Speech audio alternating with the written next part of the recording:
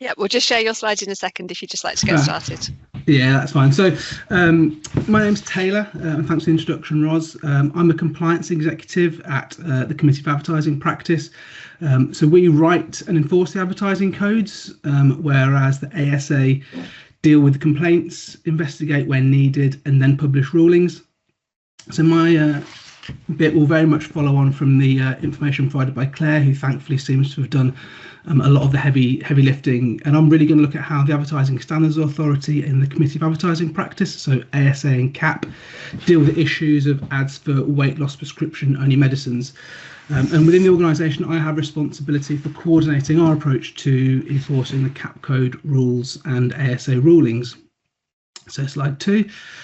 So I'll be talking through some of the key issues in the area. So looking at remit, so what the ASA and CAP can legitimately concern ourselves with, key principles and how they relate to ads for weight loss POMs, monitoring, so how we go about reviewing the vast landscape of online ads, and then finally a little bit about sanctions and how we deal with ads and advertisers who break the rules. So slide 3. So CAP and BCAP codes cover a wide range of media, including all those listed here. I'm really going to be focusing on online advertising at the moment because that's where we currently see most of the issues. Although, as Claire alluded to, there's a huge amount of potential media that the codes do cover, but I'll be looking particularly at online today. And I really want to draw home that a large portion of material that is published by businesses online is going to fall within our remit. Claire's talked about websites and homepages, but I'll really focus on social media and paid for search. So that's things like Meta, so Facebook and Instagram, Google paid for search listings, TikTok, Reddit, YouTube, which is owned by Google, X, and so on. So next slide. So I hope it won't come, and then you can press forward again. I hope it won't come as a surprise to anyone that the CAP code prohibits the advertising of POMs to the public. This reflects the MHRs that are used by the MHRA. But the CAP code is the advertising code which is used by the ASA in their rulings and written and enforced by CAP. So whenever we're looking at an ad, the simple question we're asking ourselves is whether it's advertising a POM. Next slide. So the advertising of a POM can be thought of as both direct and indirect promotion, and direct promotion is a straightforward idea that's likely to involve using a brand or an ingredient names in ads. And you basically know that as soon as you see it, that's going to be references to things like Ozempic, Mounjaro, or Saxenda. An indirect promotion is sometimes less obvious and is certainly more context dependent. But it's key to appreciate that you can advertise a POM without explicitly naming it. And it's really a question of whether you're ultimately advertising a weight loss POM as opposed to whether you've used the word Ozempic or Mounjaro in the ad. It'll ultimately need to be assessed on a case-by-case basis, but our advice to advertisers is to be cautious. And I've included here a quote from an ASA complaint for a YouTube ad that was promoting Ozempic but didn't refer to it by name in the ad. This complaint was upheld despite the lack of a direct reference. So you ultimately have to ask yourself, what are we actually promoting in this ad? So the quote in particular was, I was connected with a doctor who prescribed me a treatment that acts as an appetite suppressant, and the ultimate product that was in fact being promoted was Ozempic. Next slide. So next, looking specifically at the area of social media and online. Next slide again. So almost all an advertiser's social media space will fall within the ASA's remit. That includes material you post on your own Facebook, Instagram, TikTok, X, Blue Sky, or any other platform you might be using. And when we talk about non-paid for social media, this is what we're referring to. Stuff that's posted on your pages that you have control of. It also includes any paid for ads you publish on these platforms, such as promoted or sponsored content. And importantly, and this again was touched on by Claire, it includes material created by influencers that you work with or content posted by individuals who are using an affiliate scheme.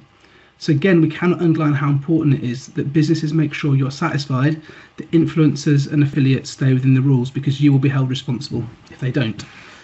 And finally, paid searches on search engines like Google also fall within our remit.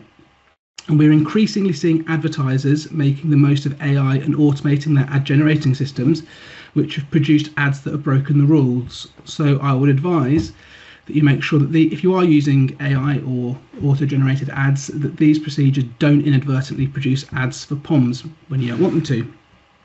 Next slide. So now really looking at the monitoring that we're doing as an organisation. So the data science team at the ASA has been going for about 4 years, and it's really embedded across the organisation, and they're continuing to expand. So in compliance, we work with the team to develop tools to identify non-compliant material on social media. And at the moment, and for the past couple of years, this has been resulting in about 30,000 posts being removed each year from social media platforms. So given the recent focus on weight loss prescription-only medicines, you should not be surprised if you see an increase in resources dedicated to this area, including across the whole range of online platforms like Meta, Google, TikTok, and so on.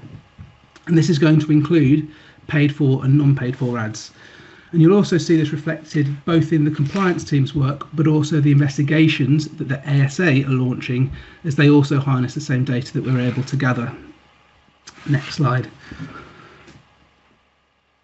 So when it comes to the sanctions we can impose for non-compliant advertising, we'll usually look to engage with advertisers to help them stick to the rules. When this isn't possible, we work directly with platforms hosting this content to have it removed. Almost all requests to these platforms are processed within 24 hours. So if we've been unable to resolve something with an advertiser directly, it will usually be taken down within a day of reporting it to the platform.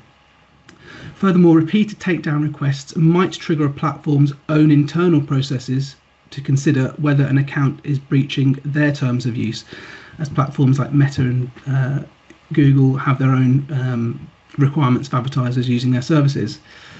And we're increasingly working with the MHRA and GPhC to address concerns. As organisations, we all have different powers and responsibilities, but I cannot emphasise enough the extent to which we're working together to make sure advertisers aren't breaking the rules around weight loss bombs. Next slide. So I've included a few pieces of particularly relevant information, including the CAP enforcement notice on weight loss POMs. Claire kindly also added a couple of other enforcement notices around Botox, I think, and also individual bits of guidance and a link to the ruling section of the ASA, where the rulings are hosted. Next slide. And then finally, these are more generic resources that we provide, such as newsletters and I call it, it's called Twitter on there, but it's obviously now X. But I would really draw attention to the CAP copy advice service that can offer a free 24-hour turnaround to offer specific advice on any particular non-broadcast ads you might want to publish. So that's the end.